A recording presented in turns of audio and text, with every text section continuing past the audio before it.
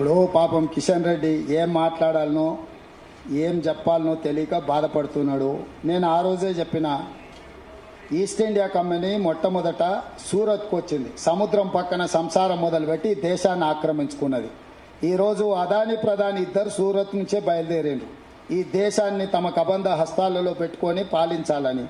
ఈరోజు corporate sector కోసమే ఈ రిజర్వేషన్ అబాలిష్ చేయాలనుకుంటున్నారు. నేను సూటిగా కిషన్ రెడ్డి గారిని అడుగుతున్నా, కేంద్ర ప్రభుత్వంలో 30 లక్షల ఉద్యోగాలు ఖాళీలు ఉన్నాయి, ఈ 10 సంవత్సరాలు భర్తీ చేయలేదు.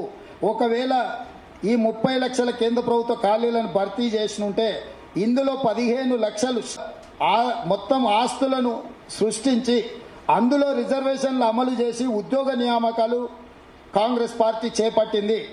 ఇవాళ వాటన్నిటిని అమ్మడం ద్వారా ఈ దేశంలో ఉండే ఎస్సీ ఎస్టీ ఓబీసీలకే ఎక్కువ నష్టము.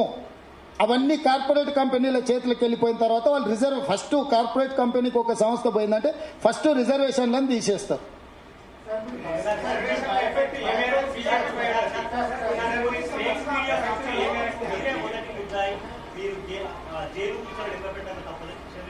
ఇప్పుడు కిషన్ రెడ్డి పోకిరి మాటలకి ఏముంటుంది? ముఖ్యమంత్రి ఎవడైనా ఫేక్ వీడియోలు తయారు చేస్తాడా? బుర్రునే మాట్లాడుతున్నా ఎవరైనా? నేను ఇంత నిర్దిష్టంగా నేనే కూర్చొని మాట్లాడుతున్నా, నేను మాట్లాడిన వీడియోలో మీరు లైవ్ వేసుకుంటున్నారు, వాళ్ళు రిజర్వేషన్లు రద్దు చేస్తామని. ఇంకా ఫేక్ తయారు చేయాల్సిన అవసరం నాకేముంది? ఏమన్నా అంటే కొంచెం కామన్ సెన్స్ లాజిక్ అప్లై చేయండి. నేను ఓపెన్గా ప్రెస్ మీట్ పెట్టి బహిరంగ సభలల్లో yes Bharatiya Janata party RS రిజర్వేషన్లు రద్దు చేస్తుందని నేను చెప్తున్నాను. ఇంకా మళ్ళీ ఫేక్ వీడియో ఎందుకే?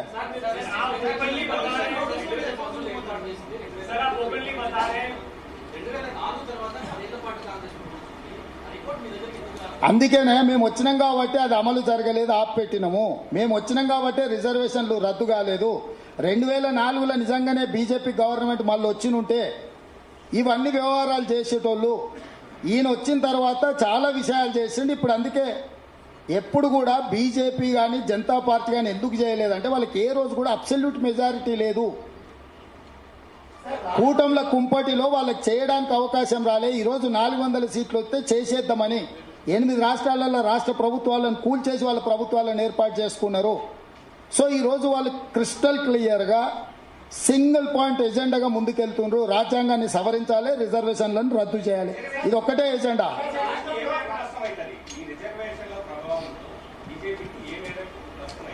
అది మీరు చెప్పాలి, నాకైతే తెలుస్తుంది. ప్రజలకు నష్టం అవుతుంది, దళితులకు గిరిజనులకు బలహీన వర్గాలకు 100% నష్టం అవుతుంది.